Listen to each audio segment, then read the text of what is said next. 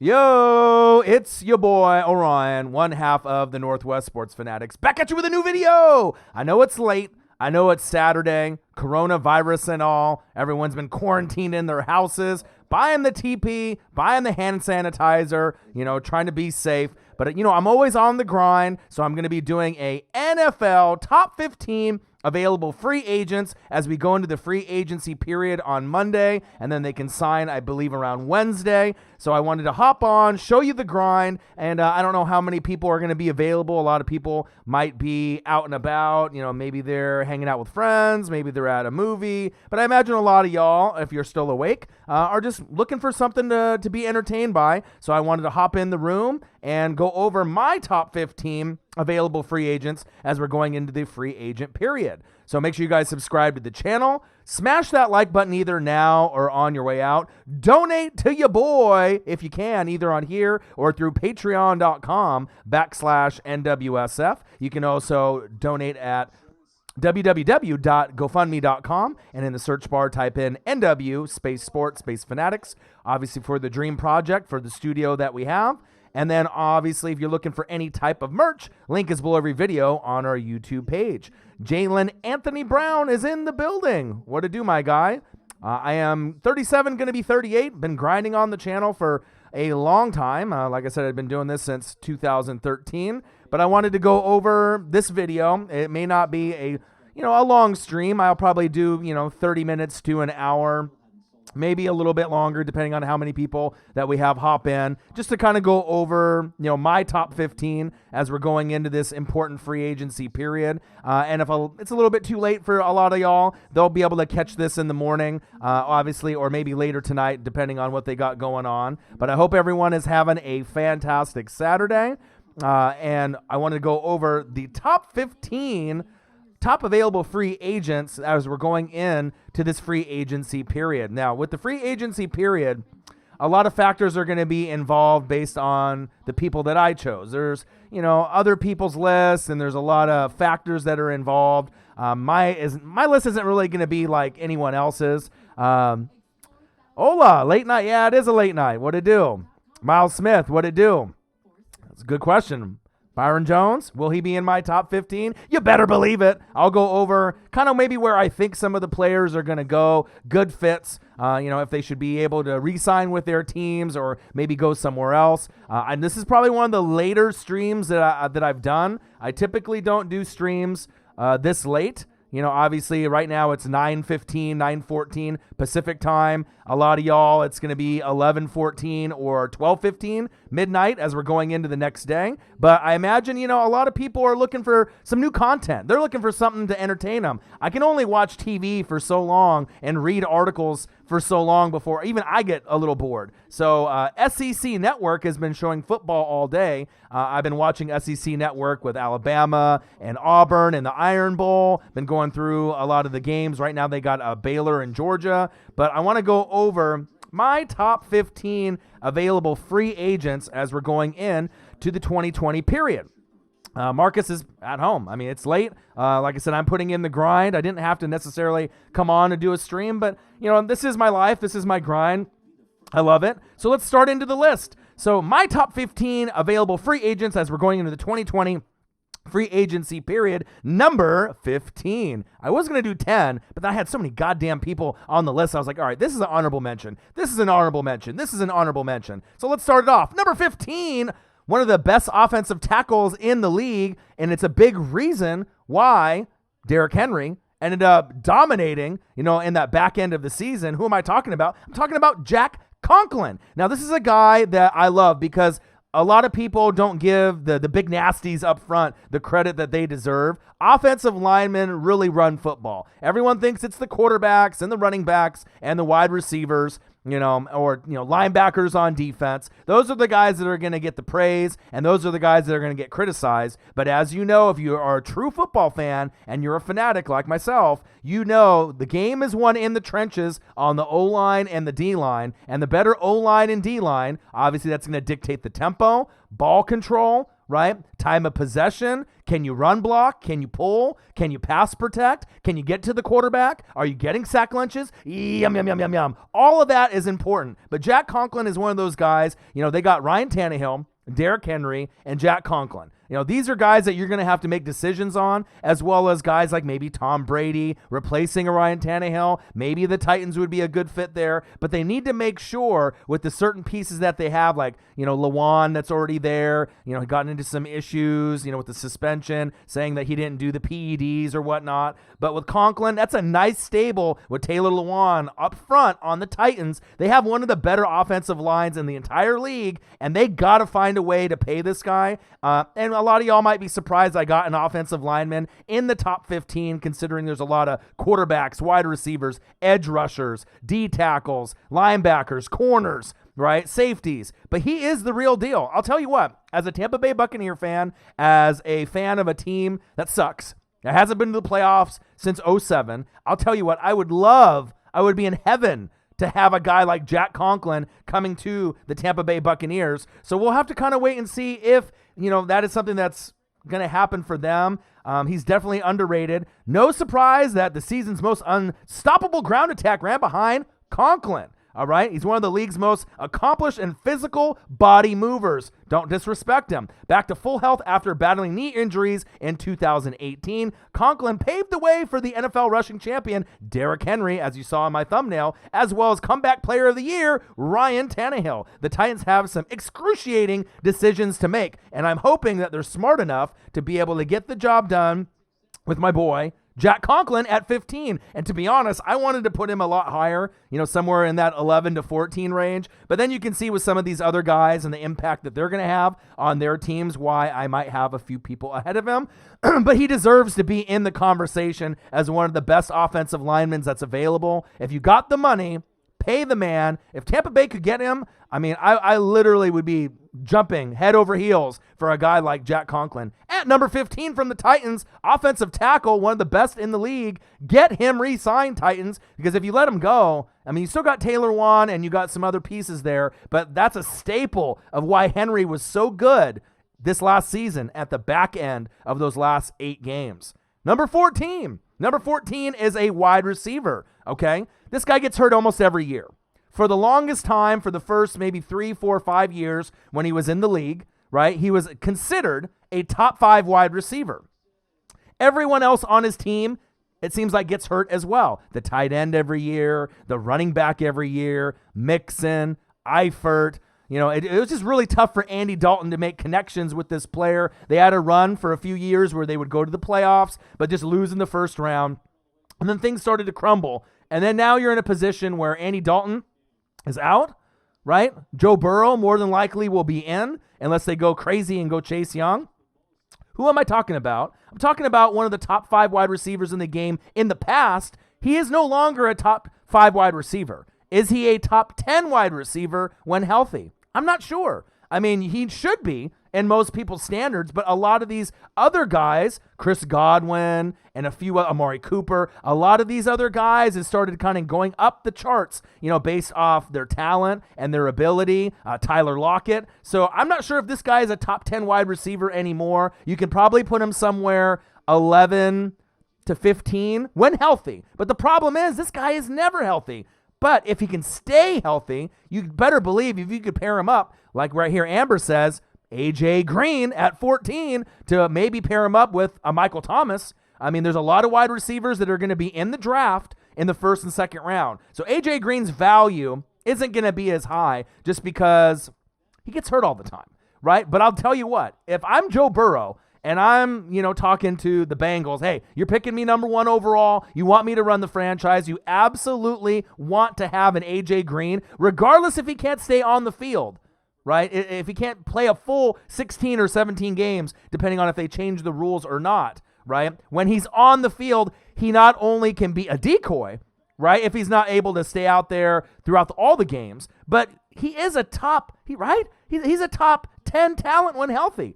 Or right around there, 10, 11, 12, 13, 14, somewhere in that range. We can't really disrespect a guy that much, can we? For a guy that used to be a top 5 wide receiver, for many, many years in a row. But it's just sad that he just can't stay healthy anymore. I mean, I want him to stay healthy. I want him to be able to show out, but maybe a change of scenery is going to be good for him. A borderline Hall of Fame candidate. This guy needs to stay healthy again, who missed all last season. Green should still have some high-level years left. The Bengals are unlikely to let him get away. Well, you better not, because if you end up going somewhere like the Nyland Saints and you pair him up with Michael Thomas, could you imagine? A lot of yards, a lot of touchdowns, and he could have a kind of a comeback season. He could be a comeback player of the year candidate. You know, he could be a guy that could get you 7 to 10 touchdowns and somewhere between 1,000 and 1,500 yards if he could just stay healthy for, 13 out of the 16 games? You know, maybe miss a couple, but we just got to see if that ankle and those legs can actually hold up. So number 14, A.J. Green, one of my favorites for a long time, but it just him, Eifert, Mixon, everyone. But the one guy that has really stepped up in his absence, avoid the Boyd, Tyler Boyd. And obviously, if you can have him out there with Burrow and A.J. Green, and you can get some more pieces out there, they're going to be towards the bottom of the division. Let's be real. Ravens, Browns, Steelers. That's tough. Right? Joe Burrow, if he gets picked number 1 overall, he's going to get fucked up. I don't care, if you love Joe Burrow and you think by far he's going to be the next Tom Brady, or you think he's going to have some growing pains, or, if he's going to be a Hall of Fame quarterback or just an average or above average quarterback. I mean, this guy had an amazing season. LSU had an amazing season, one of the best that we've seen all time. But sometimes you need help around you. And if your O-line is booty, the defense is booty, and all your wide receivers, running backs, and tight ends get hurt, it might be a long year for Joe Burrow, and we don't really know how long, it's going to take for Joe Burrow and the team to get competitive. If they keep getting these stars hurt, and if their O-line is trash, he might not have enough time to go through his checkdowns and go through his first progression, second progression, third progression. And I know Tyler Boyd will do his thing, but maybe a change of scenery will be good. But if I'm Joe Burrow, I'm saying, hey, I want this guy. He's a Hall of Fame, borderline kind of player. He needs to probably have about 3, 4, 5, maybe good solid years to solidify, yes, A.J. Green is a Hall of Famer. At this point, you can't really say yes or no. At the beginning, first few years, you were like, hell yeah, this guy was a Hall of Fame player. But the last couple years, with him being hurt, it makes you kind of scratch your head and you're I don't know. We need to really see him revitalize himself. So number 14, A.J. Green, still one of my favorites to watch when he's out there, and he missed a whole year. So this could be a comeback player of the year story for 2020. Number 13, a guy that maybe has disappointed a little bit for Steeler fans. All right, he's an edge rusher. Right? We're not talking about TJ Watt, right? We're talking about another guy on his roster, another guy, his homie, Bud Dupree. All right, this edge rusher didn't really put up the stats that we thought that he was going to put up, when he went to the Steelers, at least initially for me. A mild disappointment through his first 4 NFL seasons. I still like this guy. He goes after the quarterback. He's got good burst. He doesn't quit, right? But Dupree just posted career highs in tackles, 68. Sacks, 11.5, so there's going to be a payday there for him, and forced fumbles, 4, and an impressive all-around contract push. Now, less of a pure pass rusher than TJ Watt, of course, but Dupree is nonetheless a priority for the Steelers. You cannot let this guy go. Bud Dupree is one of those guys on Tampa Bay and a few of y'all's teams. You would love to have a guy like this on the roster. He's not going to get you 10, 11 sacks every year, but he can definitely help out some of the other pieces that you have on the line, depending if you have injuries. But he's just a nice piece to have as a starter on your team. So I can't really picture him playing anywhere else, but I'll tell you what, if anyone can get a hold of him, depending on if they have other people leave their roster, like let's say Eric Armstead ends up leaving the Niners, right, which I don't see happening really. Where is he on my list, right? But if Bud Dupree could go over there to kind of supplement Eric Armstead, at least you're not dropping off horrible amount, compared to maybe just bringing in someone that's not proven. So Bud Dupree, maybe not the best player on the entire defense for the Steelers. Obviously it was Ryan Shazier's team, obviously with his injury and the problems that he's had, we're never going to see Shazier back on the field, right? But they got a blessing in TJ Watt. He ended up being a lot better of an athlete and a lot better of a player, I think, than anyone ever anticipated. We know his brother, J.J. Watt. He's a Hall of Fame player. He's been getting kind of banged up and hurt these last couple years. What's TJ about? What's the younger brother about? Does he have game? He does have game, and he's shown that he could be a perennial Pro Bowler. but I'd like to have him pair up with Bud Dupree. The Steelers definitely need to make sure that he doesn't go anywhere. That is going to be a priority for them. Corvette Shrell, the first one to drop a donation. Thank you so much. I know this is really late. I typically don't do streams, 9 o'clock my time, midnight in the East Coast, 11 in the Midwest. But, I'm sitting here, I'm watching Georgia and Baylor. I've been watching SEC Network all day. And when I'm not grinding on YouTube, I'm watching tape and I'm reading, but I get to a point where I'm just sitting there in my bed or I'm just sitting in the chair and I'm reading.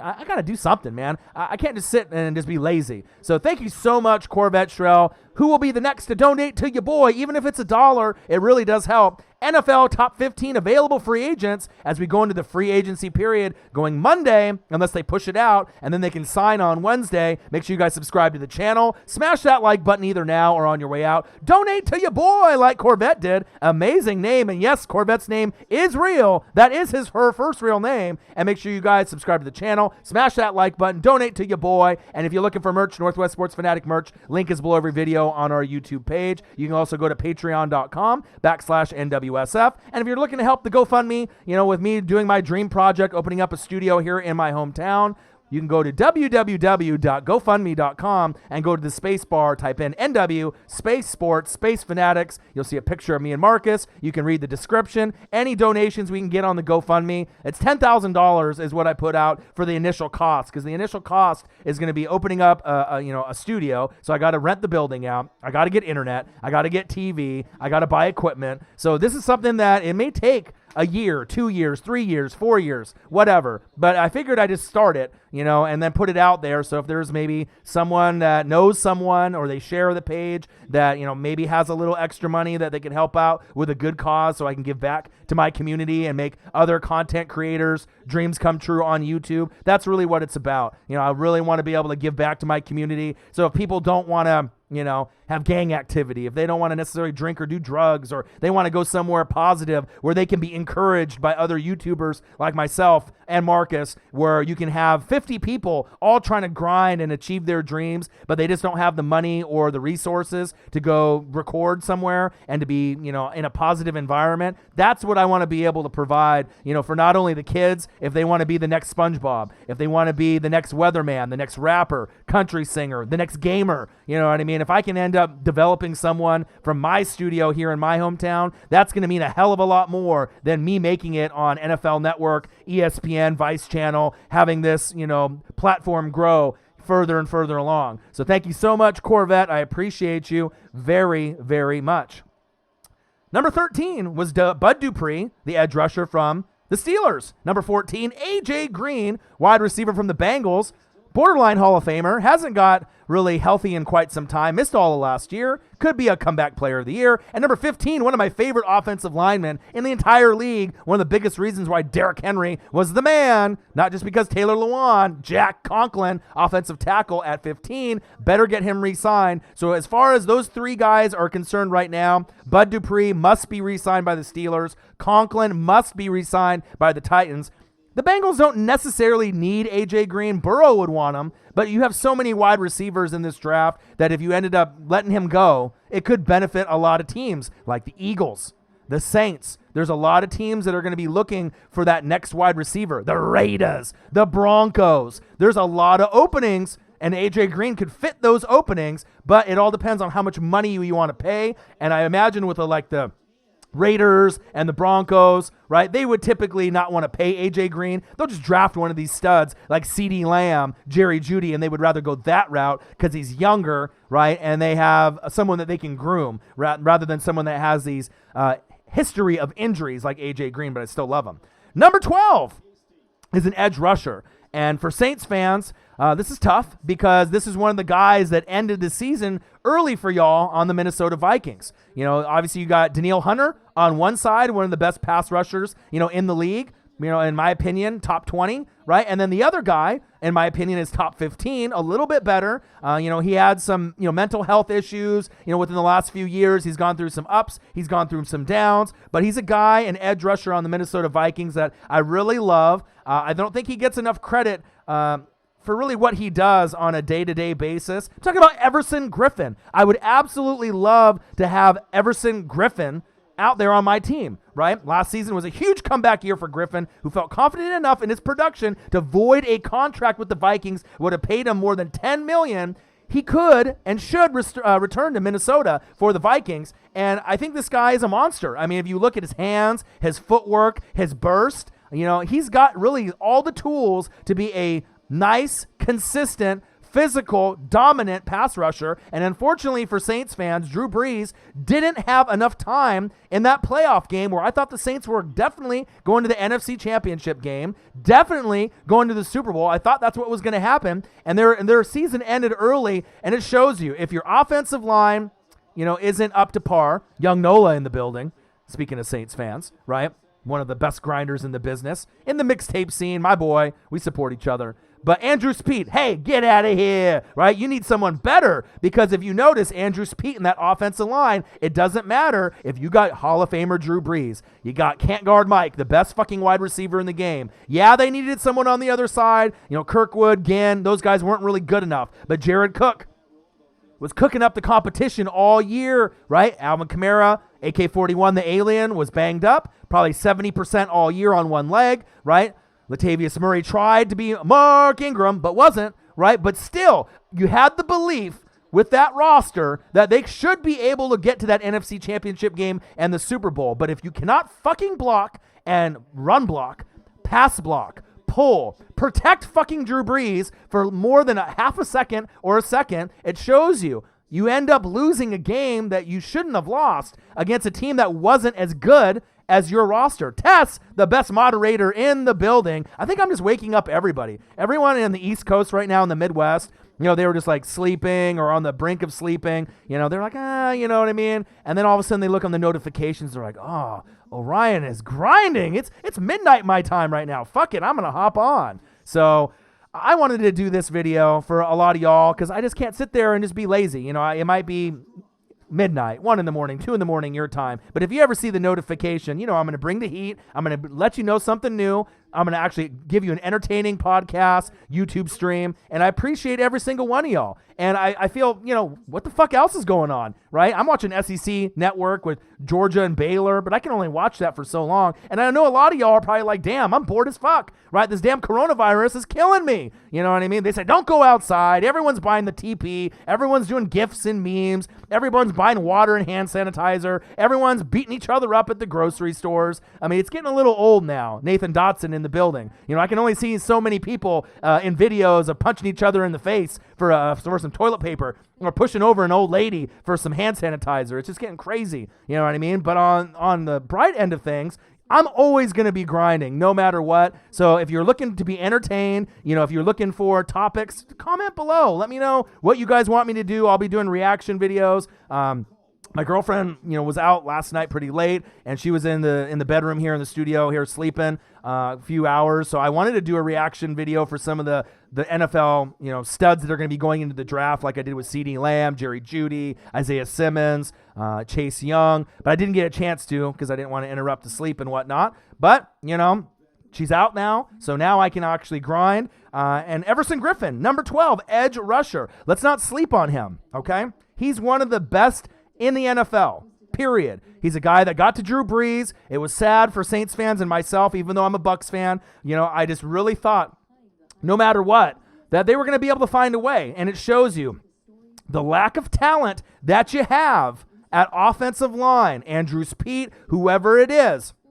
You need to make sure you get your offensive line and your ducks in a row. You need to cross your T's and dot your I's. And sometimes people forget about that, especially when you get guys like Michael fucking Thomas, Drew Brees, Alvin Kamara. I mean, you get mesmerized by these big names that are just killing it year in and year out. We're talking Hall of Fame Drew Brees. We're talking Hall of Fame Michael Thomas. We're talking the best wide receiver in the game. We're talking about a guy that revitalized his career, right? And Jared Cook, cooking up the competition. And let's not talk about the rest of the guys on the defense that I love as well. Demario Davis, a.k.a. the Glue, the best linebacker in football this past year. That's big facts. If you watch football, you saw how great he was. Von Bell on the back end. I mean, they have plenty of amazing pieces. Cameron Jordan. I mean, I can go on and on and on about Saints, all right? We know that, all right? I do my due diligence.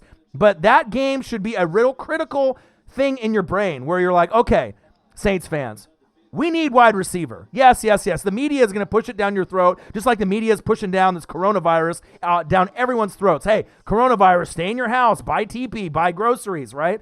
But if you don't have time to get the ball to goddamn Michael Thomas and Jared Cook, or to open up the holes for Kamara and Latavius Murray, you end up losing to a team like the Vikings. No disrespect to the Vikings. They had a good year with Kirk Cousins. Diggs and Thielen weren't as good as they normally are, But the thing is if the defense can dictate the tempo, the battle in the trenches is where Super Bowls are won and lost, where playoff games in the NFC and the AFC are won or lost. And that's big facts. I mean, we saw that. Everson Griffin and Danielle Hunter should have not got into the backfield as often, right? And it wasn't like Drew Brees was holding the football for 7, 8, 9 seconds and taking stupid sacks or throwing bad pick sixes. You know what I mean? He had that bad fumble towards the end, and in my opinion, I would have went with Taysom Hill the rest of the game, but it would have been a hard decision to go that route, right? When you got a guy named Drew Brees who's been the guy pretty much the whole season except for when he got hurt, and then you had Teddy Two Gloves,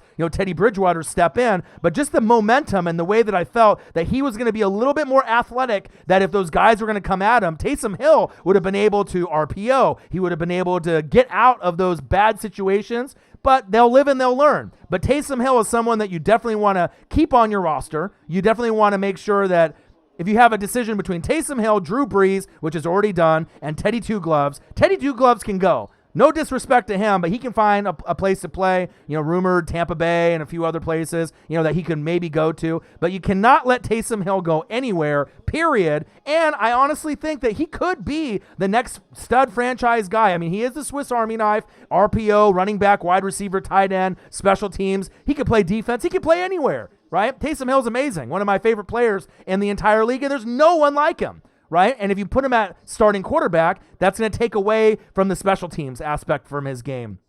Him lining up at wide receiver, right? Or tight end, depending on if they get like a Jordan Love in the draft or not. They definitely need a wide receiver. But to me, if you want to go to the Super Bowl, you want to get to the NFC Championship game, and you want to win, right? I would go offensive line in the first round. I know they won't. More than likely, they're going to end up going for a wide receiver, maybe a future quarterback if he's still sitting there, like a Jordan Love slides for whatever weird reason, and he's sitting down there in the late first round. I definitely could see them, trying to pick the quarterback of the future, like a Jordan Love. I don't think that he'll be sitting there that low, or like a Justin Herbert will be sitting that low, because those guys could be picked within the first 10 picks, Jordan Love and Justin Herbert after Burrow and Tua. I mean, that's big facts, right? But they definitely need a wide receiver, but they don't necessarily need to draft one in the first round, right? Especially when they're late first round. There's going to be other pieces in the second round. There's like 7 or 8 really good quality wide receivers. We know CeeDee Lamb from Oklahoma, Jerry Jeudy, but there's a lot of others that are going to be there, all right? There's a lot of others, Ayuk from Arizona State, and a lot of these guys that you may not ever heard of, right? They're going to be sitting there, and they could be that nice piece for the Saints, and they don't have a whole lot of cap. Right? They have one of the least amount, like bottom 5 in cap. They don't got a lot of money to pick up a lot of guys, right? And what kind of wide receiver are you going to get by picking a wide receiver at pick like 25, or you get a wide receiver if you pick like at 35 in the second round or 40? It's not going to be a big difference. You know what I mean? If you get a wide receiver in number 5th overall or 12th overall, CeeDee Lamb, Jerry Jeudy, those guys are top tier.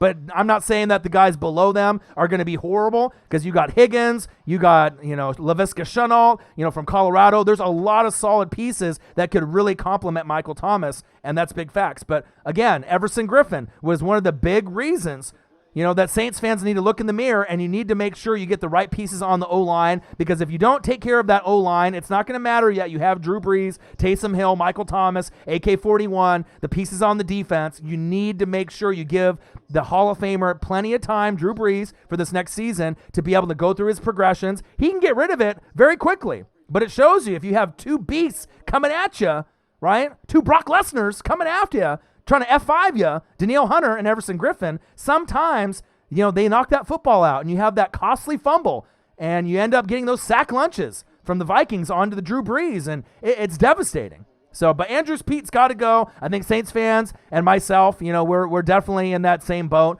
But look for them for a wide receiver, but I'm hoping the Saints in free agency. Now, imagine if Jack Conklin could go to the Saints. Imagine what impact that would have for the franchise. I mean, they need guards, they need tackles, they need a lot of pieces there up front. They're not horrible on the O-line, but there's definitely a lot of pieces on that O-line that could be upgraded, in my opinion. And if you want to be able to get in this window to be able to compete with the Niners and the Seahawks and the Packers and a lot of the top-tier teams, right, going into 2020 and 2021, your window is starting to get closed up a little bit, Saints fans, and I think you realize that. So we want to make sure we maximize the time that we have while Breeze is there, and if you guys can get to that NFC Championship game, but you're not going to get there, you know what I mean? Obviously with the refs and everything that's happened prior, that sucked. You know, Minneapolis Miracle, that was brutal, right? Then ended up having the bullshit call with the Rams, brutal, right? But you got to move forward, you got to move on, not blame the refs. Take care of the O-line. I'm telling you, if you take care of the O-line, because imagine you get Jefferson from LSU, or you end up getting a wide receiver, but you keep your O-line the same. How are you going to get the ball to Jefferson when you get two good pass rushers like Danielle Hunter and Everson Griffin in the playoffs playing you again? How are you going to get the ball to Michael Thomas? I mean, if you watch that game, right, none of the players on the Saints, right, played a typical Saints football kind of game. Drew Brees didn't play good. Michael Thomas didn't play good. AK-41 really didn't have a good game. Like, none of the guys really had the typical Saints football, Nyland Saints type of football game that you were expecting. And that happens from time to time. They dominated 90% of the season, but every once in a while you play a good defense and it punches you in the mouth. It punches you in the gut. And you got to realize the problems that they had, you cannot ignore them. Yeah, they need another guy on the other side of Michael Thomas. Duh, I get it. But if you don't give pressure, if you don't relieve that pressure from Drew Brees, you're not going to be able to do it. And that's big facts. And you know me, I'm a guy that watches a lot of tape. You know, I watch games more than once. I follow the offensive linemen, the defensive linemen, the defense, the special teams. Most people, when they watch a football game, it's quarterback, wide receiver, running back, the linebackers, the main guys. I go beyond that to be able to look on the offensive line on every snap to see who's pancaking out there, right? Who's getting burnt, right? Who's got good footwork? Who can pass protect, right? Who can run block? Who can pull? You know, these things are important to be able to mix up the playbook for Coach Payton, right? Sean Payton. You want him to be able to give the most, you know, while Drew Brees is here. Take care of him and get some good offensive linemen in the building. Rant over. Number 12, Everson Griffin on the edge. Number 11 is one of my kind of linebackers that I feel that's underappreciated, underrated. A guy that has been very good for the Rams. I know Saints fans say, I don't care about the Rams. But this guy, if he goes to your team, he could really make a difference no matter what team that you root for. This guy is a stud. Aaron Donald loves this guy. I'm not sure if he's going to be back on the Rams. I'm talking about Corey Littleton. Now, if you ended up watching Rams games or if you ended up seeing any type of highlight package with him, he's always around the football. He's always making plays, and he's always one of those guys that's leading the team in tackles at the end of the day. I really do like this player. 3 down linebackers are rare. Right? He can excel in coverage, right? And he's valuable and a commodity in the NFL's game today. You don't see too many 3 down linebackers, first down, second down, third down, that don't get tired, that can run sideline to sideline to do his big thing, right? 4 down linebackers like Littleton also shine on special teams. So that's the difference. There's 3 down linebackers, but he can do special teams as well. So, I mean, this gives you the full complement. You know, I'm not sure if the Rams are going to be able to afford that type of person, you know, to keep on their roster. But I'll tell you what, Corey Littleton, don't forget that name depending on where he goes. He's a stud. If you watch the tape and you look at the tackles, you watch him on the field, because you know how I watch all the teams. You know, it doesn't matter if it's the Raiders or the Rams or the Saints or my shitty Buccaneers. I'm all over it.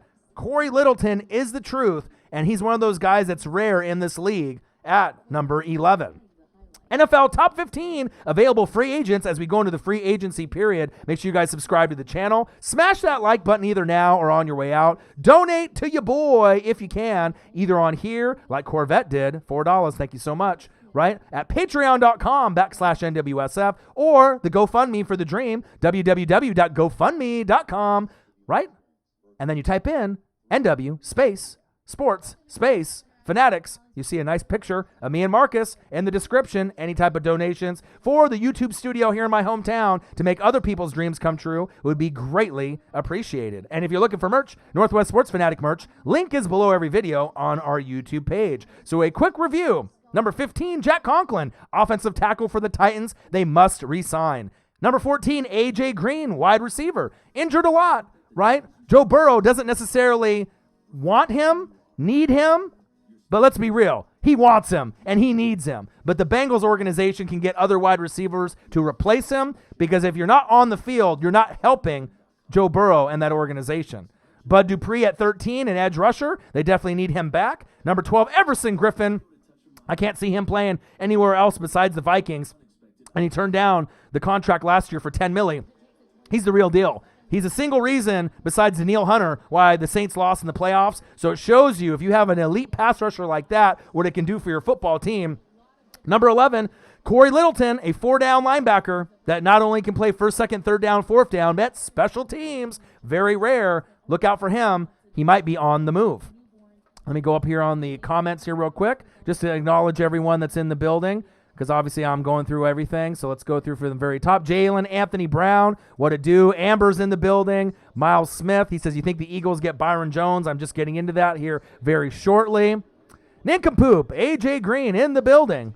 Miles Smith, A.J. Green, can't stay on the field, but the top 10 talent is there. Agreed. Let's see here. Amber M, right? O-line is trash. You feel me? Let's see here. Young Nola's in the building. Tess, the best moderator in the business, is in the building. Nathan Dotson says, Sup O'Rizzle is in the building. Appreciate you. Tracy is in the building. You think that the Redskins should draft Tua or Chase Young? That's a good question. So before I go into the rest of the list, I'll acknowledge some of these questions. Now, the thing is that when you end up getting a new head coach, right, sometimes that quarterback that was there, Josh Rosen, a good example for the Cardinals before Kingsbury came and drafted Kyler Murray. Sometimes that Dwayne Haskins, that old QB that was in the old regime, it's now Riverboat Ron's team, right? Jack Del Rio on the defense. So if they are in love with Tua, right, and they decide to go that route at 2, I mean, I really wouldn't be mad at him, because this is probably going to be the best left-handed quarterback since Steve Young. So you have Steve Young as the best left-handed quarterback, right? And then you have guys like Michael Vick, Mark Brunell, Scott Mitchell on the Lions from back in the day. Where does Tua Tagovailoa kind of fall into those rankings? Somewhere between Steve Young and Mark Brunell, right? We don't really know how great of a talent he's going to be, but lefties are smooth, and the only thing about Tua that you really can say is the injuries. You know, kind of like a Marcus Mariota situation. Can you stay healthy, right? And if you can stay healthy, it can do big things. But if you pass on a guy like Chase Young, unless he goes number 1 overall, then it makes the decision a little easier. You can go Joe Burrow or Tua at that point. If Chase Young goes 1, then that'll be a dilemma for them, because they probably wouldn't even assume that Joe Burrow would be available. So let's say Chase Young goes 1 to the Bengals. Redskins are like, yes, we get a QB, but which one? Joe Burrow or Tua? I mean, you can't really go wrong with either one. One's lefty, smooth, kind of Steve Young-ish, right? And then you got Joe Burrow, who could be a Phillip Rivers, Tom Brady-ish kind of guy, but he only had really one great, amazing season with LSU. So, as you know, in the NFL, it's not like quarterbacks play 4 years or 5 years. The great ones play 15 to 20. So, I mean, was it really the OC that made Joe Burrow? Or did Joe Burrow make Joe Burrow? Was it the talent that was around him? I mean, he had like 2 or 3, wide receivers going to the draft. You got, a few other, Edwards-Helaire at running back, and a few others at running back and offensive line and defense. So, I mean, he had a lot of talent around him for that amazing LSU season. But with me, Chase Young is going to be more than likely just as good as Nick Bosa or Joey Bosa. A lot of experts think that he'll be better, and he could be one of those guys, if he doesn't have a significant injury, he could be a Hall of Fame player. Look at the impact when the Niners ended up going for Nick Bosa. It took them all the way to the fucking Super Bowl based off having that talent. Yeah, you had Eric Armstead, you had, DeForest Buckner, you had a lot of other pieces that were out there, but no one can tell me, or no one can tell you, and you saw it on the TV with your own eyes or in person if you went to games, Nick Bosa's the truth. The only problem with the Bosa twins, Joey on the Chargers and Nick on the Niners, is injuries once in a while. But even if they play, let's say, 10 games, you can almost get 10 sacks out of 10 games out of Nick or Joey Bosa. You probably can't say that for any other player in the NFL except Khalil Mack, Von Miller, right, Aaron Donald, maybe like the top guys, the elite of the elite. Luke Kuechly, type-ish kind of guy, even though he's retired now. There's very, few pieces that you could really say, yeah, I really think that these guys can still get after the quarterback, because you got to think, Joey and Nick Bosa could get you 2, 3, 4 sacks in one game if they're on their on their game and they're on that, the juice is flowing and they're feeling good and they can dominate that other guy on the other side of the field. But if I'm the Redskins and if they don't go Chase Young with the Bengals, you almost would be stupid not to go for Chase Young, because if you end up not having the greatest year with Dwayne Haskins, maybe you go after Trevor Lawrence the following year. But it all depends on Riverboat Ron. Riverboat Ron, is obviously a defensive guy, you know what I mean? So you got to think, where do they want to go? Is he in love with Burrow and Tua more than Chase Young? Because realistically, Chase Young will probably have a better career long term than Tua and Joe Burrow, just based off his athleticism, his motor. He's probably the most physically gifted athlete besides Isaiah Simmons in this draft. But if you look at just overall talent, I mean, Chase Young could be like the next Von Miller, Aaron Donald, Luke Kuechly, Nick Bosa, like the top tier guys in the NFL where you're like, yeah, this guy's the man. He's going to be good every single year. He's going to be a Pro Bowler almost every single year. And he could be a Hall of Famer. So, I mean, if you want to pass up on a guy like Chase Young, as long as he doesn't have that significant injury for the QB of your future, I get it, but I don't think Dwayne Haskins is horrible. But again, when you got a guy like Cliff Kingsbury, he wanted his guy in Kyler Murray. He didn't give a shit about Josh Rosen or anyone else that was there prior. So we'll see what the Redskins do. It'll really dictate if Burrow goes 1. If it was me, I wouldn't go Tua at 2. I would go Chase Young because there'll be other quarterbacks down the road. I love Tua. Don't get me wrong. You know what I mean? But I think if you end up going to Tua and then he ends up, breaking his leg or ACL tear that first year, and then Chase Young goes to the Lions and then it ends up being one of the best players in the NFL all time, you're going to be kicking yourself. Think, fuck, we should have went for Chase Young, the best player, instead of going for that quarterback, that maybe has injury, issues and questions. But do I think Joe Burrow will be a good NFL player? Yeah. It may take a couple years, though, because that O-line is trash and all those guys get hurt on the Bengals if that's where he goes. If Joe Burrow goes to the Redskins, he definitely can succeed a lot faster. Same thing with Tua, because that Redskin team has a lot more talent than the Bengals, and that's big facts. But the Bengals have lacked the Redskins have lacked a star player on defense for a long time. When's the last time that the Redskins had a stud on defense, that you would buy a jersey of or you were like admire? Champ Bailey. So it's been a while. Darryl Green, these guys from back in the day, right? Staples on their team, but those guys were what? Corners, right? They haven't really had a stud guy.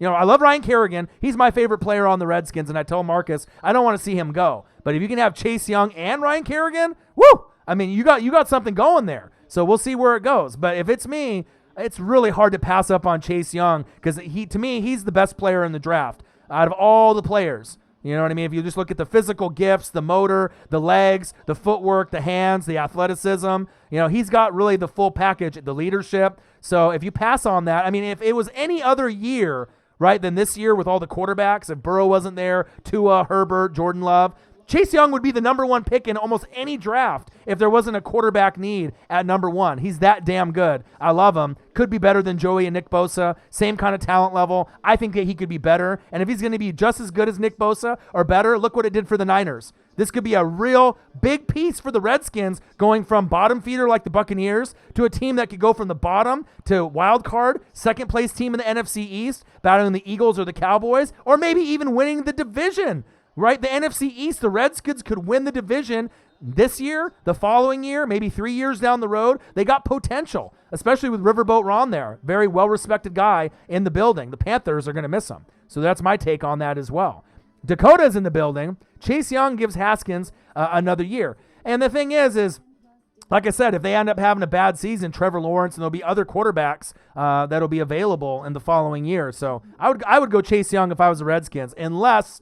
right? Chase Young goes 1 to the Bengals. Then it's your choice of Burrow or Tua, and then you can go whatever route you want to go there. You can't really lose. It just depends on where you want to go. At that point, if it was Burrow or Tua, I probably would go Burrow just because, he doesn't have any injury issues and you can grow around him. But you got to have the right coaching staff to help him out and the proper O-line to protect Joe Burrow. But he would succeed faster in Washington rather than Cincinnati if they went Chase Young number 1 and surprised everyone in the NFL draft. And I don't be surprised. The Bengals need a QB, right? That's big facts.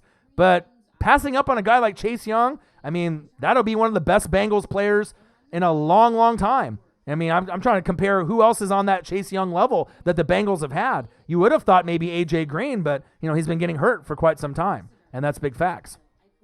Justin Jefferson, I heard, to get drafted by the Saints. Well, that's what the media wants to push down your throat. You know what I mean? He may not even be there at that spot. Maybe a team, grabs him a little earlier, somewhere in 18, 19, 20. It's possible since the Saints are at the, back end of the first round. But wide receiver is something they're definitely going to be looking at, and that's big facts. Let's see here. But there's also people in free agency that they look at as well. Yeah, Andrew Speed, got to get him off the field. That's big facts. Nola's in the building. I'm almost done here, and I'll get back to my list. Duran Harris, what it do, my guy? Saints have the best O-line, defensive backs, wide receivers the Saints need, period. Taysom Star, Drew being back him up, undefeated next season. Yeah, they need a lot of help, bro. Saints O-line, any real Saints fan and any fan of the NFL like myself, you can tell that the O-line is not the best O-line. They need help. They need help desperately. If the O-line was great, right, they wouldn't have lost to the Vikings in the playoffs, and that's big facts. Let's see here. Yeah, you might be from Nolens, Duran, right? But who watches more football and reads more than me? You might be a Saints fan, but I watch the Saints just as close as you do, if not closer. I read 6 to 8 hours a day. I follow every team, right? I know football. I'm the Northwest Sports Fanatics. Let's go. 20,000 subscribers, 3 million views. No editing. I have a little credibility to my name. Not saying that you don't, right? Because a lot of Saints fans, like yourself, right? Like Amber, like Tess, you love your team. I'm a Bucs fan and I love your team. That's not right? As a Bucs fan, I'm not supposed to like the Saints. I'm not supposed to like the players, right? But I admire them, and I can't hate on greatness, whether it be in the NFL, MLB, NBA, right? But any other Saints fan, Duran will tell you, Tess, Nola, other people in the building that are Saints fan, the O-line is not the best O-line, right? Andrew Speed's got to go. And a big reason why you guys lost in that first round, right, was because Danielle Hunter and obviously Everson Griffin they just dominated. They won the battle in the trenches. And if you won the battle in the trenches in the NFL and you win that, you win the game. You play to win the game, right? And that's facts. You need better O-linemen. And that's pure facts. All day, all night. Just saying. All right, let's see here. It looks like I am. Ooh, Tess is even letting you know. It's like, how long have you been following the Northwest Sports Fanatics? Lenny D in the building. Hey, don't disrespect my Eagles by mentioning Redskins winning the NFC East. Hey, I'm not saying that they're going to win it right away. Nothing like that. Andrew Bonner, fly Eagles, fly in the building. Like I said, I got love for the NFL in general. All the teams. Let's go. I've always been unbiased. Exactly. I admire the game. I love greatness. It doesn't matter who it is. Who's out there. Pierce is in the building. I'm just here to say safe. Wash your hands. He says, I got to go, but I love your stuff. Keep it up. Thank you, man. And like I said, it's one of those things. I really take this football shit to heart. NFL, college football. I feel like I read more and watch tape more than anyone on YouTube or anyone out there besides maybe someone that works for the Saints or the Seahawks or like works for a college football team, a scout. I'm not even joking you. I read 6 to 8 hours a day. 6 to 8 hours a day just about the teams. Every single team, every single player, every single coach, O-line coach, D-line coach. I really do my due diligence. You know what I mean? And obviously you can tell when someone knows football or they don't, right? And that's why people come to the channel, because we're not biased, but we know what we're talking about. And it's rare because even if we were just a channel of our teams, people would come, for just Buccaneers or Redskins. But just the fact that me and Marcus know so much about your team, maybe even a little bit more than you, and you're the hardcore fan in your hometown of that team, that should show you the passion and the dedication that I have for not only the Bucks, the Redskins for our own teams, but I'm a fan of all the teams. It doesn't matter if it's the Raiders, the Browns, the Jags, the Cardinals. I follow everyone because I am a fan, a Northwest sports fanatic of the entire league, college football as well. I love this shit, period.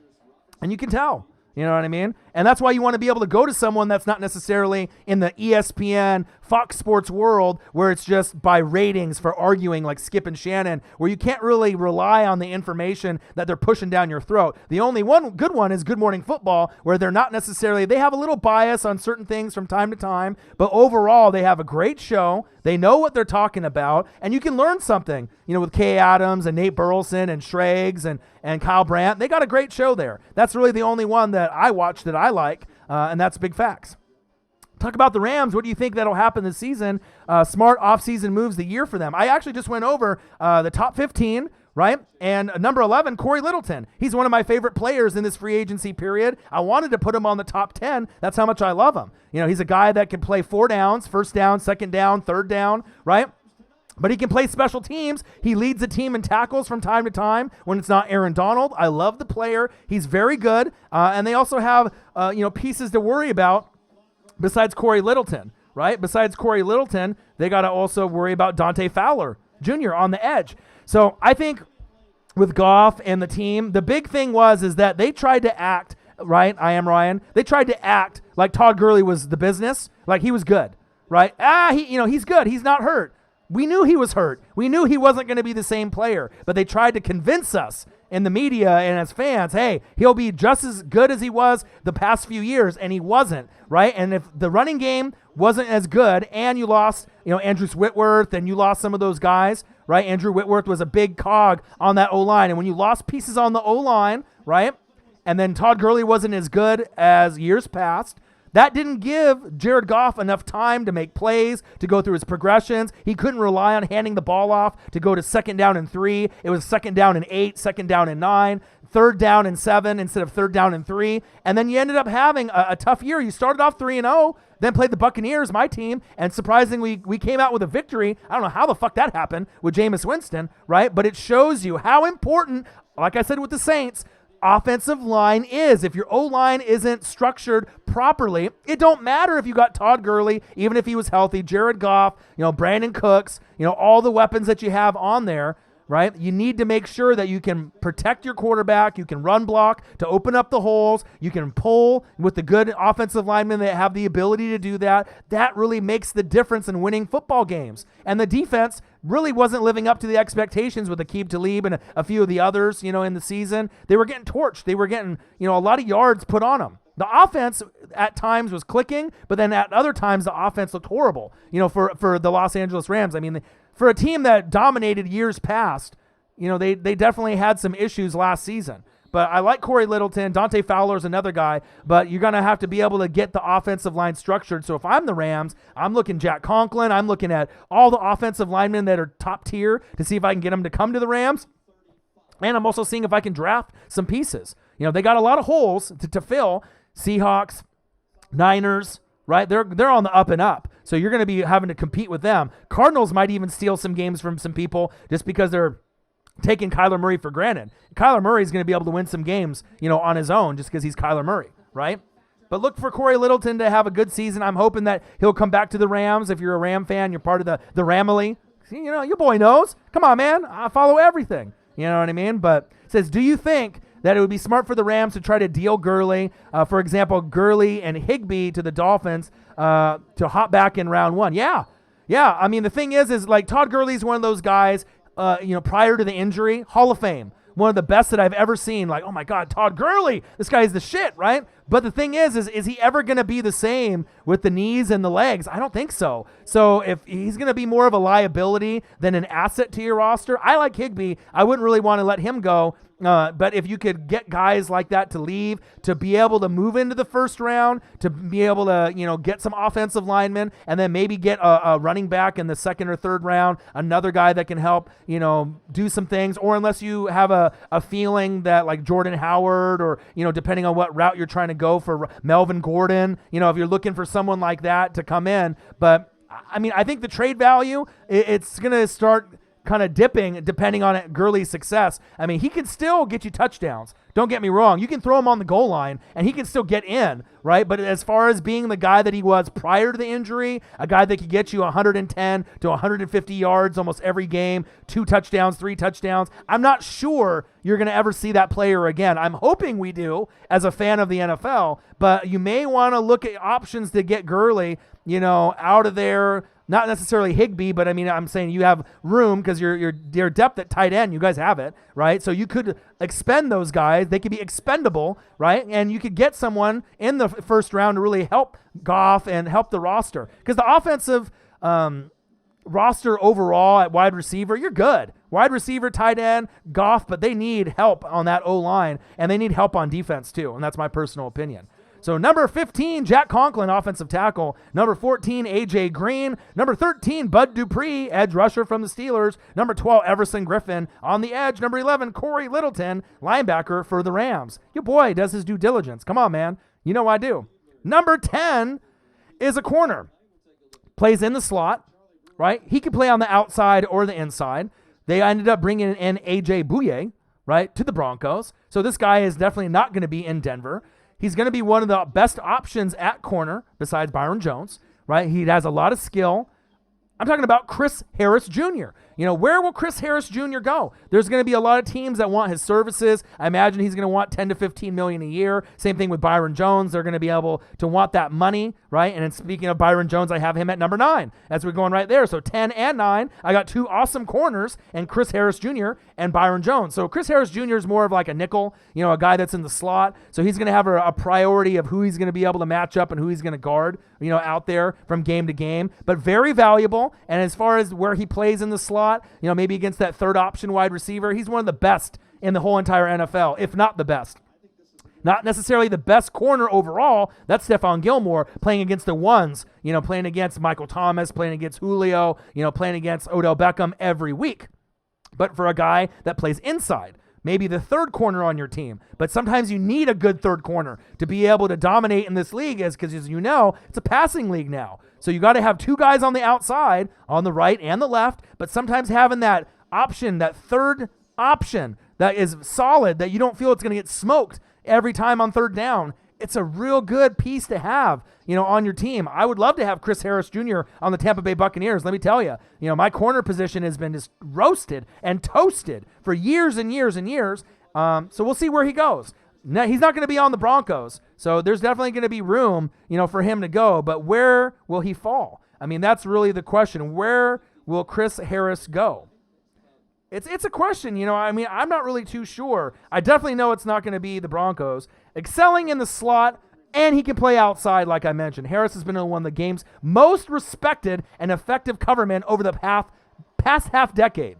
More than a shadow corner under Vic Fangio last season, the 30-year-old lost a little one-on-one battles that seemed out of character for a perennial Pro Bowler. True, in which case a change of scenery would put him in a better position to restructure and get him back on top. But I'd absolutely love Chris Harris Jr. He's one of the best in the league. Look for him to join a team, and whatever team he goes to, whether it be the Chiefs. I know that Tyrann Mathieu trying to court him, and there's other teams that could use him. Don't sleep on Chris Harris Jr., number 10. Number 9, Byron Jones. Who? Byron Jones, right? There's a lot of Joneses in the league, right? Obviously, with the Dallas Cowboys, they're not going to more than likely be able to keep this player. The Eagles could use him. There's a lot of teams that,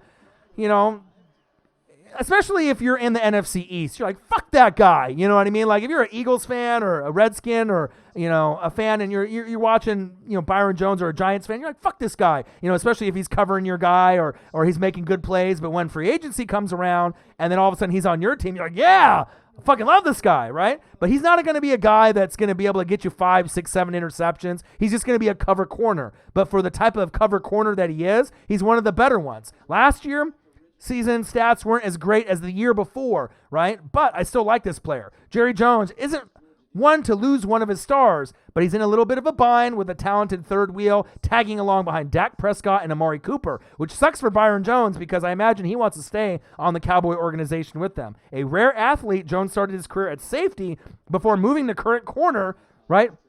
So it's one of those things that you don't really see too many guys that shift positions, but for a guy that has, right? He's actually done a pretty damn good job. He will get paid. I don't know where he's going to end up, but, if he ended up going to the Eagles or a team that, needs corner, Tampa Bay and a lot of these other teams that just get roasted and toasted at corner, I'd love to be able to have a guy, as long as you don't overpay for a guy that's not going to get you 5, 6, 7, 8 interceptions.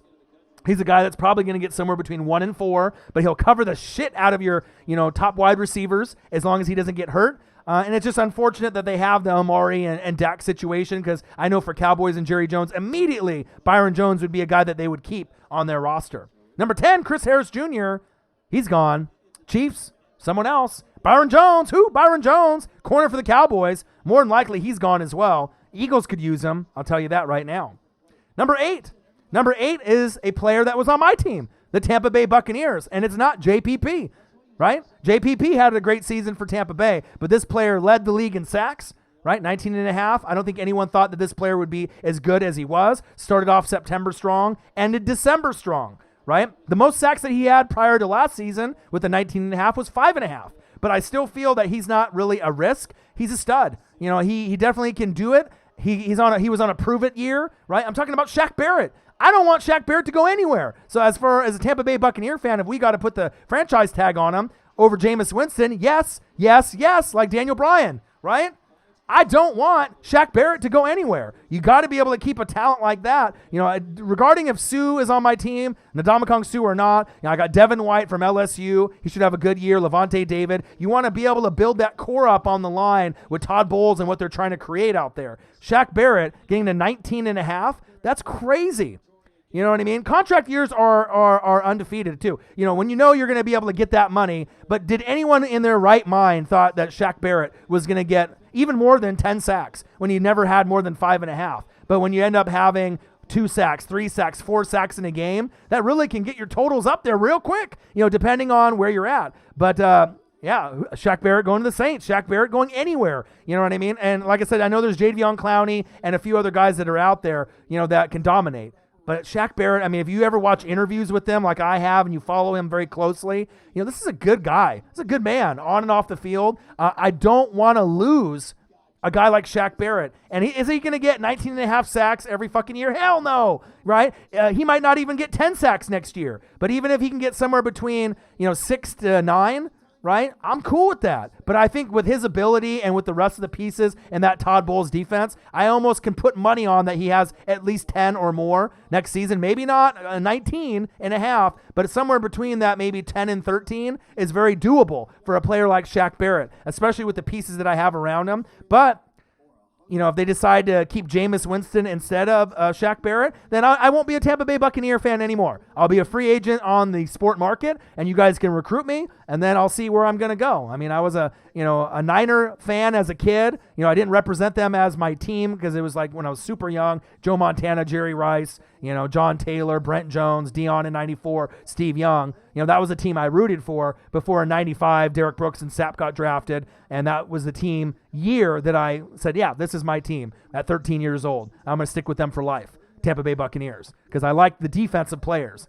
rather than offense. I'm always a linebacker, D-end, D-tackle, safety, corner, D-cleater, just a rough neck kind of guy. I like those kind of dominant players. And then obviously on the flip side, they had Mike Allstott. Does it get any better than that? You know what I'm saying? But you might be able to recruit me, if they do something stupid. They say Jameis Winston, $120 million deal, right? Just kidding. You would never be able to recruit me. Even if they did Jameis Winston, I never would be able to ever leave my team. I've been with them since 95. But, it would be definitely one of those things. It would be like a knife to my heart to Jameis Winston re-signed, Shaq Barrett goes to wherever, and then Jameis Winston. Fuck. I don't know what I would do because they haven't been in the playoffs, since 07. So what am I supposed to do? But in all kidding aside, I would want to feel that way where I'm like, fuck, man, someone recruit me. Saints, Niners, whatever it is, because I can't go through this misery of being a Blazer fan, a Mariner fan, right, and a Buccaneer fan. 3 teams of misery, and then I got the Ducks, right, to at least give me a little bit of love, right? But it is what it is. So who do you see the Ravens taking, free agency or the draft? Calvin Grant. That's a good question. I'll be able to get into that in a little bit. So number 8, Shaq Barrett, edge rusher. Number seven, we saw a comeback player of the year. We saw a guy go from the Dolphins to the Titans. He took Marcus Mariota's job. I would love to have this player at quarterback. Out of all the quarterbacks that are in free agency right now, right, this would probably be the one that I would want the most, or top two.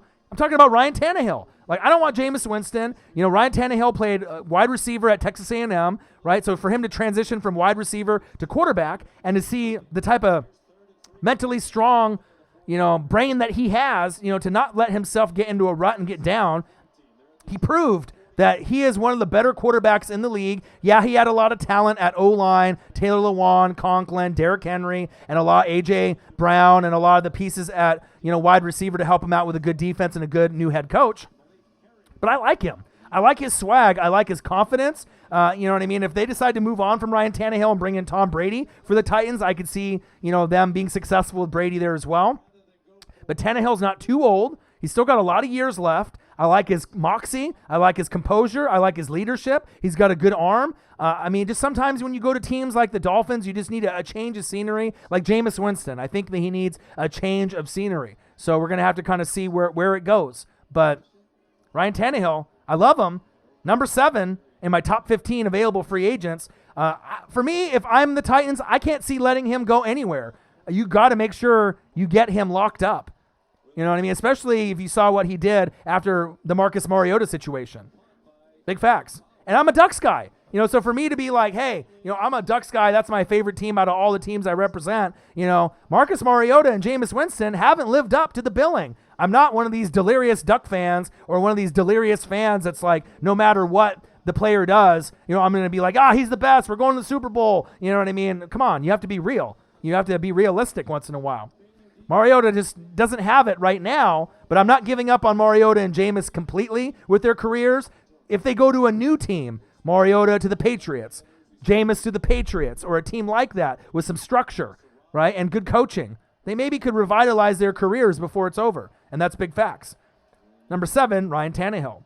So as a quick recap, number 10, Chris Harris Jr. Number 9, Byron Jones. Byron Jones. Number 8, Shaq Barrett. Come back to the Bucks, baby. I know you want to. Number 7, Ryan Tannehill. And then let's go to number 6.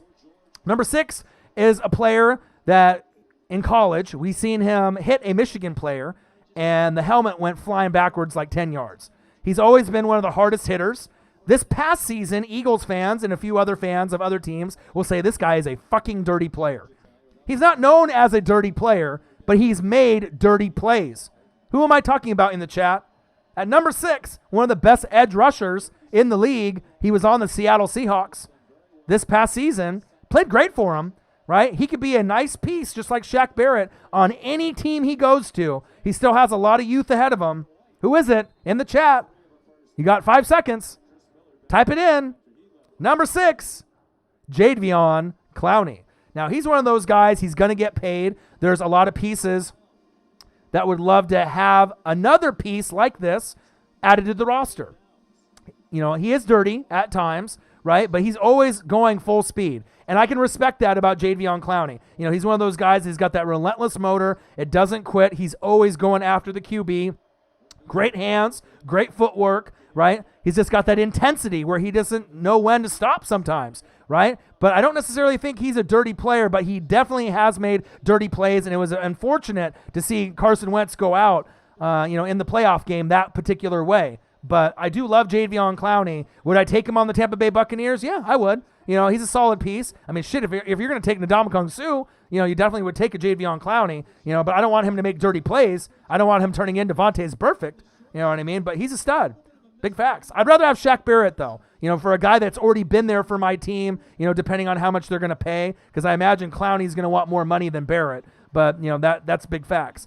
Yeah, I know he said he wanted to play for a contender, but then he said Giants, right? So I know Daniel Jones is going to get better. And if the Giants were smart, they would be drafting O-line, obviously like the Ravens, and obviously Calvin Grant. He said, who do you see the Ravens taking in free agency or the draft? Offensive line with Marshall Yanda retiring, that's going to be huge. So offensive line is big. You know, Conklin, you know, from the Titans would be a nice fit. You're definitely going to need guards, tackles. You're going to be looking at pieces on the offensive line. You don't really need a whole lot. You know, you got Mark Ingram, you got Lamar Jackson, you got Hollywood Brown. The offensive line could always be improved, especially with Marshall Yanda going on to retirement. Right, defense, you could always add some pieces there as well, because I know Judon got the franchise tag. So we'll see.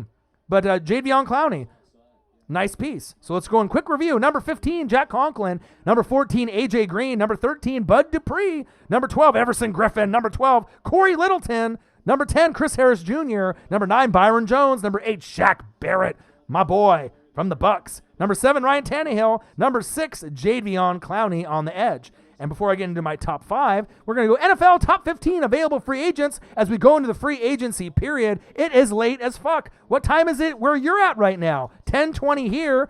Some of y'all, it's 1:20 in the morning. But you're like, fuck it. I don't care. I got nothing else to do. I'm bored as hell. I'm watching Georgia Baylor on SEC Network, right? You want to be entertained. Some of y'all will be able to catch this stream, tomorrow, in the morning or in the afternoon. But for the people that are in the building, I appreciate you guys very much.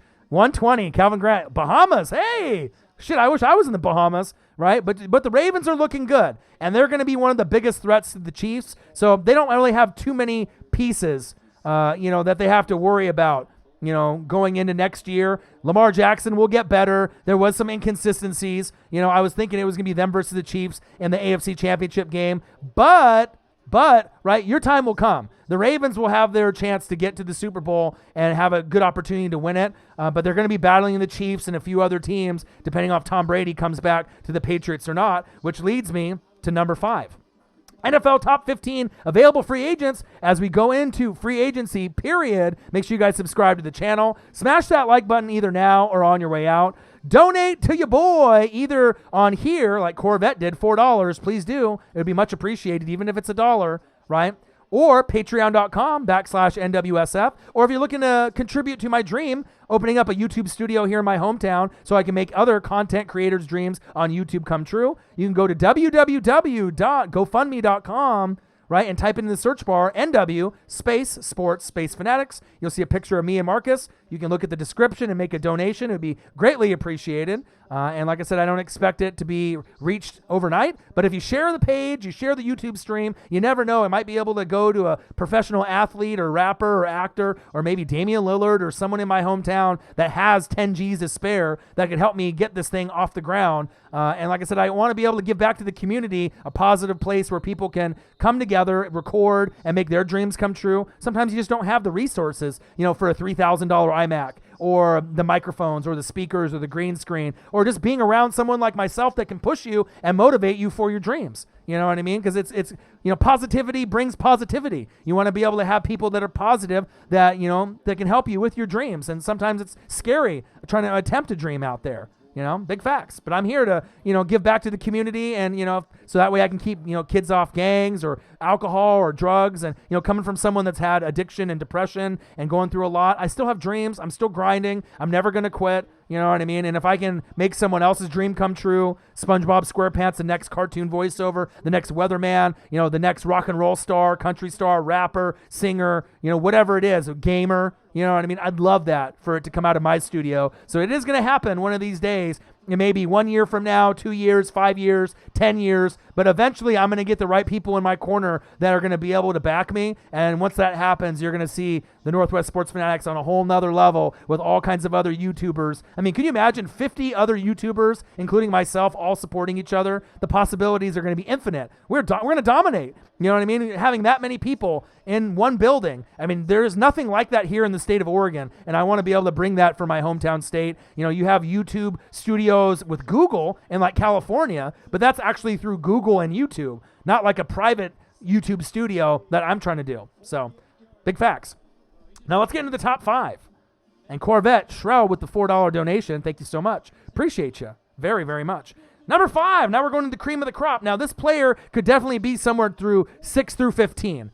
But through the impact of what this player has done, he's old, 42, 43 years old, right? He's been on the Patriots for a long time, right? The best fit for him is going back to the Patriots and getting back to the AFC Championship game against the Ravens, the Chiefs, or one of the top-tier teams, right? Whoever it may be.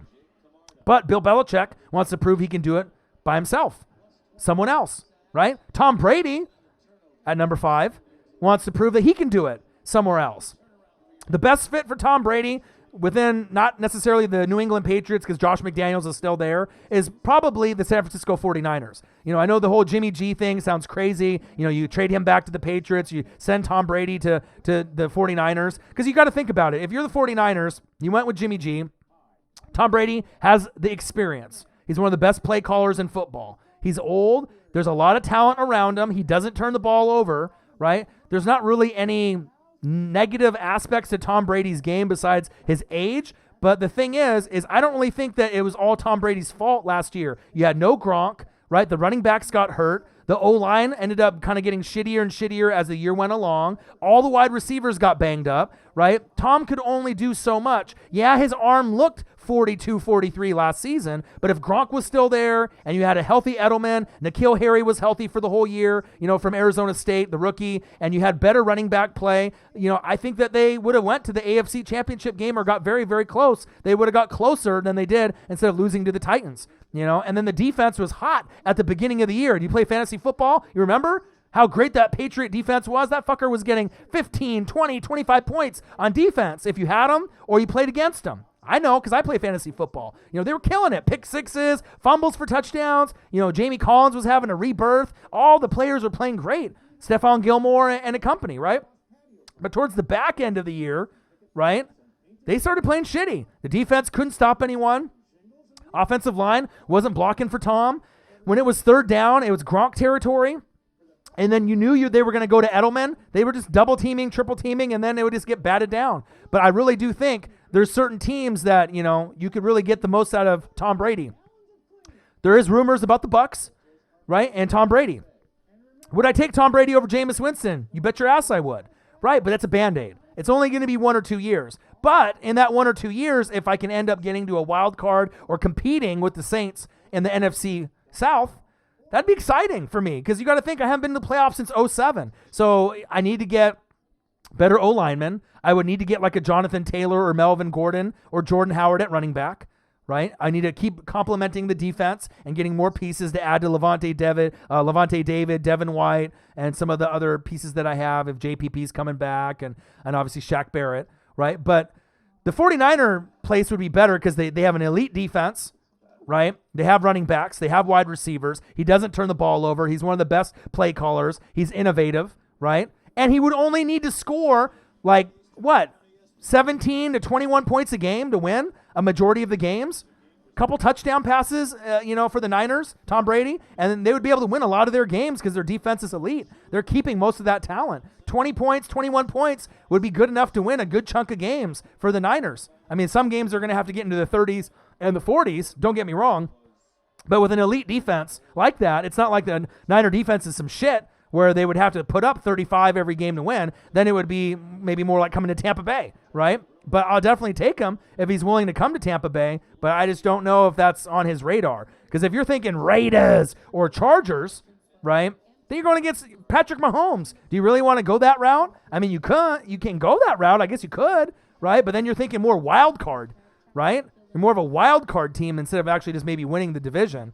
But we may see the Chiefs, go down a couple wins, because usually once you win a Super Bowl, you lose some of your players and you go down a couple notches. Sometimes you don't make the playoffs the following year, but the Chiefs are so good, they are making the playoffs unless some kind of crazy injury happens to Patrick Mahomes. So Tom Brady at number 5, just because of the impact that he could have on the Bucs and turning them into a wild card team for a year or two, right?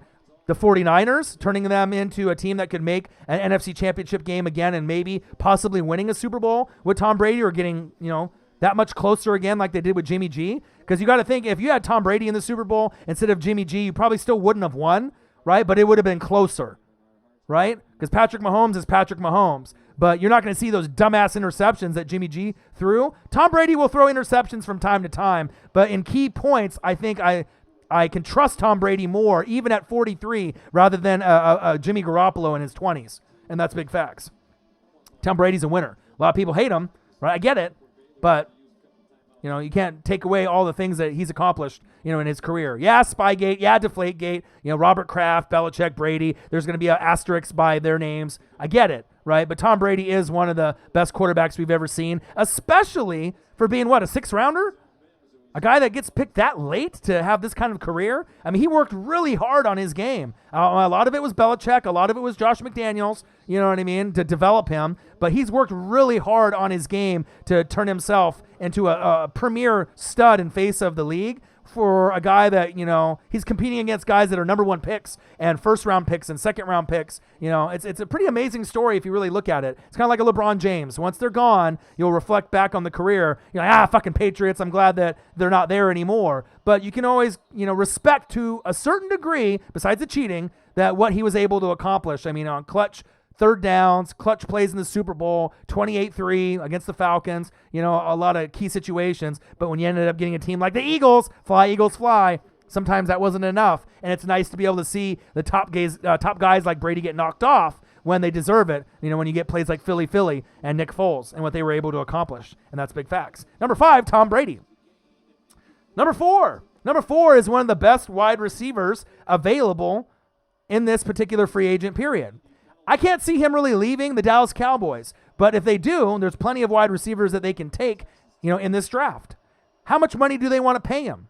Byron Jones is more than likely gone. So can they keep Amari Cooper? He is at number 4.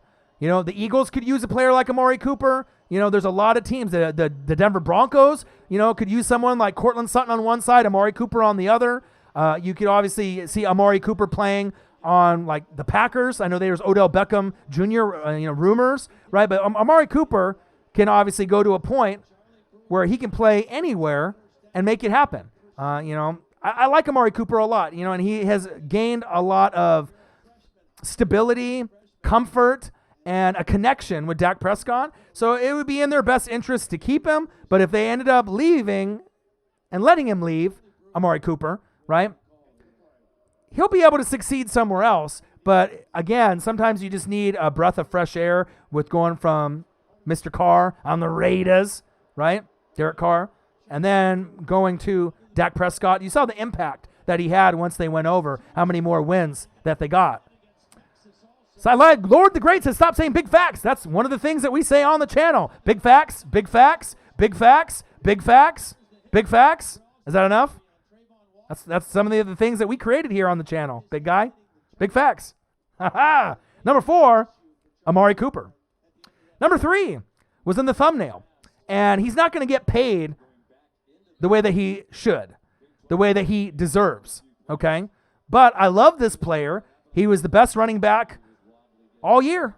I mean, there was times where you saw other players, Christian McCaffrey, great season, right? For those, if you want to say for the first part of the season, Christian McCaffrey, Dalvin Cook, they dominated the first part of the season. But for the back end of the season, right, it was Derrick Henry. And you cannot let a player like this go. I know you got Ryan Tannehill, you got Jack Conklin, you got a lot of players to decide on. 3 on the Titans, 3 on the Cowboys. Conklin, Henry, Ryan Tannehill, Byron Jones, Dak Prescott, Amari Cooper. Decisions. Big facts, okay? But Derrick Henry is one of those guys, if you want to be able to keep the Titans afloat, to keep them relevant, Tannehill and Henry need to stay together. Taylor Lewan, Conklin, keep the defense moving. I absolutely love the Titans. They're not going to be a team that's probably a playoff team every year. They'll probably have some years where they're wild card or they just miss the playoffs at 8-8. But Henry showed you he can give you 100 yards, 110, 120, 130, 150. Even some games, he'll probably get to that 150 to 200 yard range and get you 2 to 3 touchdowns. And he's got ability to score 4 touchdowns in a game. Not many running backs do. You know, he's huge, he's physical, he's faster than people think, right? He's got a great stiff arm. He's a touchdown machine. He has a nose for the end zone, right? He's a leader. Derrick Henry, he's going to want the money, right? And it just depends on, you know, the typical formula, right? To get to a Super Bowl, you don't need a Derrick Henry. You can get guys like on the Niners or the Eagles with the 4 horsemen, where you can have guys that are lower names. The Niners, where you have Mostert and, you know, Breida, you know, you have guys that are above average, but not necessarily superstar, Pro Bowl caliber, top tier running backs, right? And you can just rotate between 2, 3, 4 of those guys. But, gosh, Henry is such a great talent. I would love to have him on Tampa Bay. I mean, imagine Tom Brady and Derrick Henry with Mike Evans and Chris Godwin and O.J. Howard and Cameron Brate. Yeah, I would still need some offensive line and add some pieces to the defense. But you can't tell me if Tom Brady and Derrick Henry came to the Bucs with Mike Evans and Chris Godwin, right, and the team that I have with Byron Leftwich calling the plays, Todd Bowles as my D coordinator and Arians, right, I would be in the running for a playoff spot, a wild card at the very least. I would be in the running for 9 wins with those guys on the roster. I mean, Tom Brady, Henry, to be able to hand the ball off, right, to give him some, not as much pressure on him to be able to get all the big yards downfield. And then when he does need to throw the ball, you got the best duo in the league right now with Mike Evans and Chris Godwin. I mean, you got Diggs, Thielen, Landry, Odell Beckham, right? But maybe if Ruggs goes with Michael Thomas, that could be right up there with Mike Evans and Chris Godwin. But I'm telling you, you just never know where these guys are going to land. I absolutely love Derrick Henry. That's why I put him at 3. The value compared to most owners is they have him somewhere probably like, 5, 10, 12, not as important, right? Because the running back position supposedly is expendable and you can get different guys for cheaper. But there's not many guys that are like Derrick Henry. Not many guys that come from places like Alabama and, besides Trent Richardson that didn't really pan out at running back. But Derrick Henry is the truth. I absolutely love his game. I got him at number 3. Number 2 is going to surprise some people. He was on the San Francisco 49ers. You can't afford to let a guy like this go. He's one of my favorite players because where? It's from the O, right? We're talking about Arik Armstead, all right? On one hand, it's fair to wonder why Armstead rarely reached the quarterback before Nick Bosa and Dee Ford arrived on the scene. And they also have DeForest Buckner, right? On the other hand, the former first-round pick was a pass-rushing menace from the opening whistle of the 2019 season on the closing minutes of the Super Bowl, consistently generating pressure at the left end. And think about it, 6'7", 290 pounds from my Oregon Ducks to the San Francisco 49ers. A giant wingspan, polished all-around game. Armstead is a prime candidate for the franchise tag. DeForest Buckner is great. Nick Bosa is great. But let's not sleep on Arik Armstead. He was one of the big reasons that the Niners got as far as they got. And if you think about those 3 players, are there any other 3 players on a line that are as talented as those 3? Think about it right now. Arik Armstead from my Oregon Ducks. DeForest Buckner from my Oregon Ducks, right? And Nick Bosa from the Ohio State University. That might be the best trio, the best 3 musketeers, the best trio pass rushers in the league on one team. And guess what? Cy Lord the Great, big facts, right? It's true. He's a monster. Number 2. I got him that high. I mean, all these other guys are important. Henry, Cooper, Brady, Clowney, Tannehill, Shaq Barrett, Byron Jones. Who? Byron Jones, Chris Harris, Corey Littleton, Everson Griffin, Bud Dupree, A.J. Green, Jack Conklin. But for his age and what he brings, he's a monster. You can't let a guy like that go. Armstead needs to get that franchise tag. He's just as important as DeForest Buckner or Nick Bosa, in my opinion.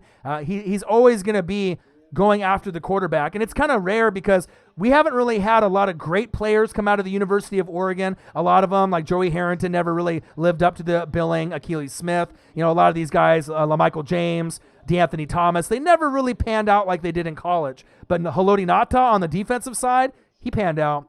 Arik Armstead, he panned out. DeForest Buckner, he panned out. And then you've had guys, back in the day, TJ Ward, Patrick Chung, other guys that, tried to make a name for themselves. But by far, Armstead, Haloti Ngata, right? DeForest Buckner, they're special. I love them. Number 2, Arik Armstead. And then number 1, this doesn't mean I think this is the best player, but this is the player that, based off the need of what this team needs to bring back, even though they keep offering this guy money, and he keeps saying no, if you don't get a player like this to come back, your only other option is going to be Jalen Hurts, right? And Jalen Hurts could be the next number 1 player I have on the list because I don't think he's the best player, but based off what the Dallas Cowboys need to do right now, based off their franchise, it's Dak Prescott. You need to get him back in the building. He's more important than Amari Cooper. He's more important than Byron Jones, right? You can definitely win games with someone else, but, how many other pieces are you going to be able to bring into the Dallas Cowboys to learn that system? You already got Zeke Elliott there. You already got nice pieces, DeMarcus Lawrence and Van Der Esch, you got some nice pieces on offense and defense. You got, McCarthy at coach. They're going to be in the running for the NFC East, with the Eagles and the Redskins, Giants at the bottom. But Dak Prescott, based off what he means, he's the face of the franchise, not named Jerry Jones. And if you decide to say fuck it, or Dak is an idiot and keeps wanting $30 million even though he doesn't deserve it, right? Dak is a winner. If you look at his stats, the only really downside to his game was when he was in the red zone. His completion percentage was not the greatest, right? But he can scramble. He's got a better arm than people give him credit for. Yeah, he's on the Cowboys, just like when Tom Brady's on the Patriots. You're always going to get criticized when you're on the Cowboys or the Patriots because they're the two most hated teams in the NFL, and it's been that way for a long time, right? But if you look at the touchdowns and interceptions, the turnovers, right, the first downs, just the leadership, this guy wasn't the first pick in the draft, so stop acting like he was. Don't think that this guy was a 15th, pick in the first round or even a second rounder, right? Third round, fourth round, pick at quarterback. What do you expect from the guy? Nothing. You know what I mean? So when you get a guy like that and he overachieves, give him credit. Yeah, he's on the Cowboys. You hate the fucking Cowboys. I get it. I don't really like the Cowboys and the Patriots that much either. But you can't hate on the talent level of Dak Prescott and what he's been able to accomplish. Yeah, he's not a Super Bowl winner, but neither was Tony Romo, and now he's one of the best on TV. You know what I mean? Don't discredit someone just because he's on a team that you hate. You know what I mean? Because the thing is, if you do, let's say Eagles fans or Redskin fans or Giants fans, what happens at the point when Dak Prescott becomes a free agent down the road and the Eagles, Redskins, or Giants sign him? Then you're going to be like, fuck that guy. And then all of a sudden, the Philadelphia Eagles sign free agent Dak Prescott. Then what are you going to do? You know what I mean? You have no choice to root for him at that point if he's your quarterback. You know what I mean? So you never know how free agency is going to work out. It's kind of funny because a lot of times people will have these strong hate emotions, and then down the road, that player ends up on your team. And then you're like, fuck, well, I guess it is what it is. So, number one, Dak Prescott. And like I said, he's one of those guys that I think he gets an unfair bias towards him. You know what I mean? Like, he's not the best quarterback in the league. No one ever really says that, unless you're a Cowboy fan and you're delirious, right? But he began his rookie contract as an incomparable bargain, earning Offensive Rookie of the Year honors, right, for a third, fourth rounder is unheard of. Sending Tony Romo to the booth, which was crazy, right? And that's another guy. Tony Romo, I never thought was that bad of a quarterback. Not like a perennial Pro Bowler like Aaron Rodgers or Russell Wilson, but I thought that he got a bad rap as well. You know what I mean? Look what he's doing in the booth now. Congrats for him. He's my favorite. Him and obviously Jim Nantz. They got the best duo besides me and Marcus, right, for doing sports. Here on YouTube, we hold it down for NFL reaction videos and live streams, but as far as TV, there's no one better. I put them right up there with Madden and Summerall when I was a kid. They're great. The only other tandem that could be good is maybe Peyton Manning and Al Michaels. They could probably compete, with them because Peyton Manning can be just like Tony Romo and predict a bunch of things. He's funny, right? That's big facts.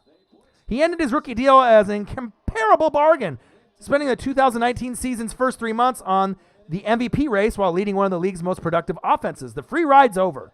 The chickens have come home to roost. The bill has come.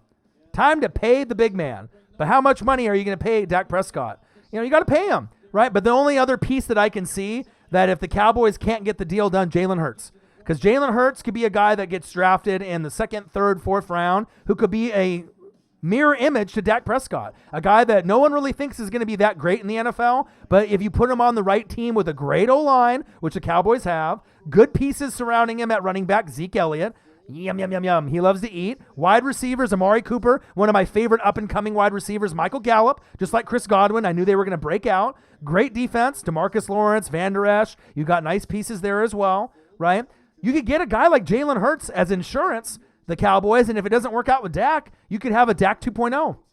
Maybe a guy that could be better than Dak. I'm not sure if Jalen Hurts could be better than Dak. I think Dak might be slightly better than Jalen Hurts' upside, but you never know.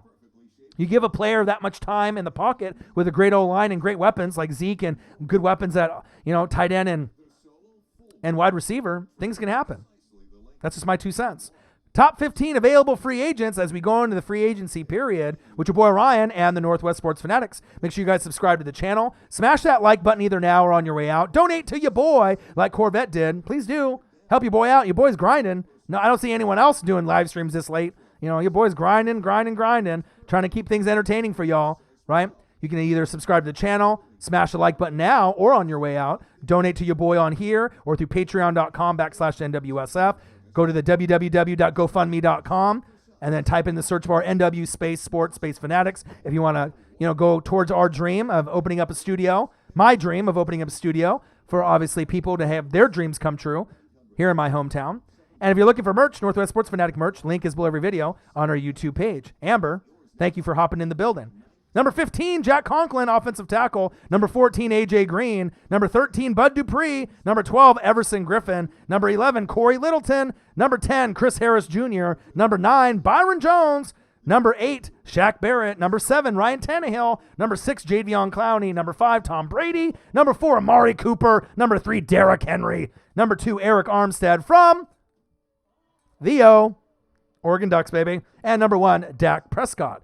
So I appreciate everyone that's been in the building. I know it's late. It's probably, 1, 2 in the morning, at your guys' place. But, I mean, really, what's anyone doing at this point with the whole coronavirus shit going on? I mean, there's going to be a lot of downtime with sports, but at least the NFL news and the Northwest Sports Fanatics are going to keep things moving. You're always going to have news with NFL, college football, reaction videos to players as they're going in the draft, which I'll keep putting out. I'll still continue to do as many live streams. I'm going to be getting a new job on Monday or Tuesday from the temp agency. So whenever I get off work, I'll come on and hop on. And depending on what Marcus, if he has the dedication and the drive to hop and come over at some point, I hope he does. But if he decides that it's, not, he doesn't have time to do it or doesn't want to, I'm still going. I'm still grinding. Your boy always grinds. So you always can count on me to grind and put on a good show. Does anyone else have any other comments, questions about their team or anything that they want to talk about based off the list or anything that they want to comment on coronavirus,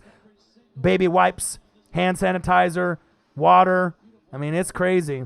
It seems like everyone at every grocery store and every video I see, everyone's beating each other up and they're stealing toilet paper out of the hands of old ladies and punching people in the mouth for water. It's just, it's not like the America said, hey, you can't leave your house for 30 days because that's what everyone's acting like. Like you have to stay inside. You can't go anywhere. And everyone is overbuying things. And I saw a story where one guy bought in Tennessee $17,000 worth of like hand sanitizer and baby wipes and all that so he could profit off of it. But now since Amazon and eBay cut him off, he's stuck with it. So now he's going to have to donate some of it or sell some of it some other way. But it shows you when you got that greed, sometimes, it backfires because he probably thought, that was going to be one of those things where I'm going to make all this money. People selling like baby formula for like $50 to $70 instead of 20. I mean, that's just outrageous. I mean, what about the people that really need those things? I mean, you don't need to buy 20 fucking things of toilet paper. I mean, how many shits are you going to take? How many peas are you going to take? I mean, fuck, you don't need that many. You know what I mean? Especially when you got like people that have kids and babies and grandmas and grandpas and people that are disabled and stuff. I mean, come on. It's just crazy. Crazy to me, man, what the world is. We live in fear. You know what I mean? It shows the true character of people, where it's not about caring about other people. Just people just have that tunnel vision where they just care about themselves, which is really sad. Xavier Rhodes and Linval Joseph were both released. Xavier Rhodes closed. Now they're open because he can't cover anybody, unfortunately. He could early on in his career when he was guarding like Michael Thomas and Julio Jones and some of the top tier talent. So maybe change of scenery is going to be good, but what that does mean for the Vikings, they're going to be drafting a corner in the first or second round to join Mike Hughes because I think he's the only one left there at corner for them at this point. Chevy B says, I hope the virus doesn't mess with the free agency and draft too much. I know. And that's what I'm worried about too because it's supposed to start Monday. People can sign Wednesday, and I'm still going to be able to put out material. But a lot of these YouTube channels, they're like, if they only did games or, they only did certain sports, like NBA, they're like, fuck, what do I do? Luckily for this channel, I mean, I can pretty much do NBA, NFL, college football, MLB, wrestling, WWE, AEW. So I can keep it going no matter what. But I hope that it doesn't affect NFL or college football because the thing is like, as we know, that's our favorite, right? I mean, that's the shit that we like the most. I like wrestling up there a lot too, AEW, but definitely NFL and college football is number one for me as I'm looking at SEC Network, Georgia 26, Baylor 14. I've been watching it all day. But I hope the free agency period still is good. I hope we don't really have any delays, but we might. I mean, hopefully I can end up getting a job right away. I know a lot of jobs are, shutting down or limiting hours, or they're not having people dine in because they're afraid, And I was thinking, maybe I could go work at like a Costco or a Winco or a Fred Meyer type of job. But as I think about it with all this coronavirus shit that's going on, I don't know if that's a really good idea. I mean, I'm going to have to work extra hard for not that much money. You're going to be working your ass off for, what, $12 an hour, 13, 14, or 15 if you're lucky. But, with all the people coming in and, possibly being sick and, stocking the shelves and, being a guy at the register. I mean, I'm not sure. Maybe I'll just go to a warehouse job instead. But I don't know. I just don't know. I need to find something, though, to supplement, obviously, YouTube, because I'm not making enough money on YouTube just to do YouTube alone at this point. But I'm still going to be grinding because that's what I love to do. I appreciate every single one of y'all in the building. I love you guys. I appreciate you guys. I hope that you guys were entertained today. I mean, there wasn't really a whole lot of entertainment going on. I mean, I watched Deadpool 2 earlier today. I ended up watching SEC Network with the Iron Bowl, Auburn versus Alabama. And then obviously with these few games that we've had on here, Northwest Sports Fanatics, unbiased, unfiltered, undeniable. Tess, the best moderator in the business. I appreciate you very much. Top 15 available free agents going into the 2020 free agency period. One last time, number 15, Jack Conklin, offensive tackle, one of the best in the game. He must stay. Number 14, A.J. Green, wide receiver for the Bengals. He can go. Joe Burrow will say he needs to stay, but he's definitely expendable with all the other pieces that you have, on the wide receiver market, first and second round. Right? Number 13, Bud Dupree. He needs to stay for the Steelers. Number 12, Everson Griffin on the edge for the Vikings needs to stay. Number 11, Corey Littleton. Obviously, with him and Dante Fowler, they are expendable to a point, but can you really pass up on a guy like Corey Littleton? I don't think you can. You can let Dante Fowler go, right, Jr., but Corey Littleton needs to stay with the Rams. Chris Harris Jr. is gone from the Broncos. Where will he go? There's a lot of people that need corner. Eagles, Chiefs, a few others. I'd take him in Tampa Bay in a heartbeat. Byron Jones. Who? Byron Jones. I don't think he'll be on the Cowboys. Where will he fall? I mean, if it wasn't Dak Prescott and obviously Amari Cooper, he's staying. But they have to choose two out of those three. And unfortunately, he's not going to be in that boat. Bird Gang. Gang. What to do? Number 8, Shaq Barrett from the Tampa Bay Buccaneers. He needs to stay. Ryan Tannehill, I can't see him going, and if he does go, you better bring in Tom Brady for the Titans because that's going to be the only other fit that's going to work out. Number 6, Jadeveon Clowney. You're going to leave the Seahawks and go to a contender, but then you say the Giants? I don't know if that's a fit. I would take you at Tampa Bay, but I'm not sure if that's the only team that he wants to go to since we've seen him. Robbie Anderson to the Eagles. No. No Robbie Anderson to the Eagles. He's a one-trick pony. He is undrafted. He can go deep. He is no Deshaun Jackson, right? He's going to get you 2 touchdowns and 120 yards one week, and then the next week in fantasy, 1 catch for 5 yards. If you really want to make your team get to the next level, was so bad it hurt Zach Ertz, Deshaun Jackson, right, and the rest of the weapons that you have, right? Dallas Goedert and company, Carson Wentz, Mr. Walk It to him. You want to go, who? Henry Ruggs. Come on, man. Ruggs. Not Anderson. Ruggs. You want a guy that's going to be the burner. You want the Tyreek the Freak Hill in the NFC. Henry Ruggs. That's big facts. No Robbie Anderson. Too much of a liability, my brother. And he's going to get hurt at some point in the season, right? Number 5, Tom Brady. Number 4, Amari Cooper. 3, Derrick Henry. Number 2, Eric Armstead from VO. And number 1, Dak Prescott. Yeah, you got to trade up for him, but he's worth it. I watched film at the Iron Bowl today on Ruggs. I mean, Jerry Jeudy is a different type of wide receiver. He's more of like maybe an Odell Beckham. But, I mean, Tyreek the Freak Hill has the cheetah speed, went from a special teams player to a wide receiver stud, a Pro Bowler type of player. Ruggs has got that speed, and he could be a guy like Jerry Jeudy, CeeDee Lamb, Higgins, right, and a few of these other guys that could really make a name year one. But you absolutely have the draft stock with those extra compensation picks, comp picks that you got, 3 of them, right? You like what? You had 1 third rounder and 2 fourth rounders, right? Come on, Eagles fans. You know all your boy knows, right? I did a video on it just a couple days ago. Definitely use some of those picks to trade up to get your boy Ruggs. And that's big facts. Appreciate every single one of y'all. I don't know if there's anything else that you guys want me to go over. I mean, obviously at some point, I mean, it's 10:54 my time. So that means where you guys are at, it's almost 2 in the morning. Love you guys. Appreciate you guys for the amount of people that came in, because obviously there's not a lot going on. I'll more than likely do Darius Slay. Big play Slay. Love to have him on the Eagles. That would be great. Absolutely. That would be a great fit for him there. But I'll try to do another live stream, maybe some reaction videos tomorrow. I'm trying to pump them out as much as I can, especially with sports being down. You're going to need somewhere to keep entertained, to get up to date, with some news, someone that's credible. Obviously you got no ESPN, no Fox Sports. There's no MLB, NBA. Nothing's really going on besides maybe free agency period in the draft is the most exciting thing that's coming up besides MLB. Would give up a 2 for him. Who, Darius Slay? Yeah, I would. Absolutely. He's the man, right? Big facts.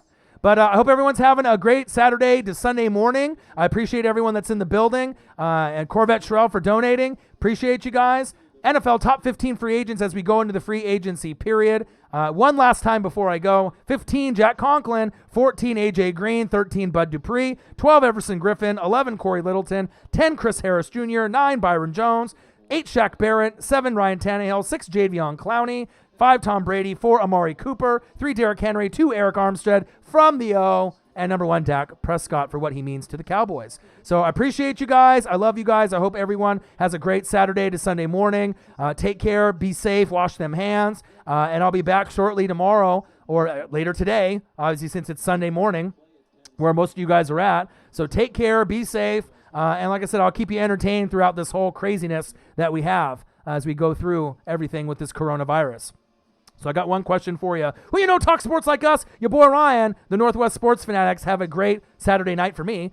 Have a great Sunday morning for y'all, early Sunday morning. And take care. Be safe out there. And I'll be back to entertain and keep you guys in the loop of NFL news and NFL reaction videos. Be safe. Love you guys. Appreciate you guys.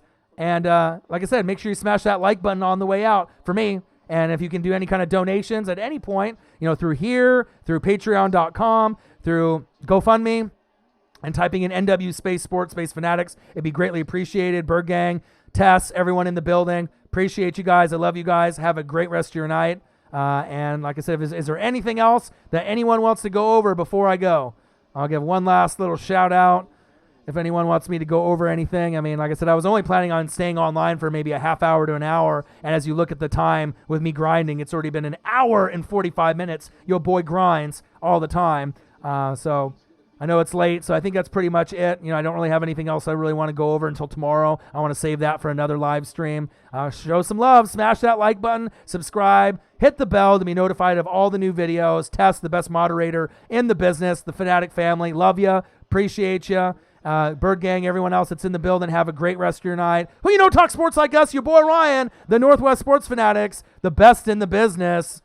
NFL news, here, there, everywhere, unbiased, unfiltered, undeniable. Love you guys. Appreciate you guys. Peace out. Have a great night. See you later today. Peace.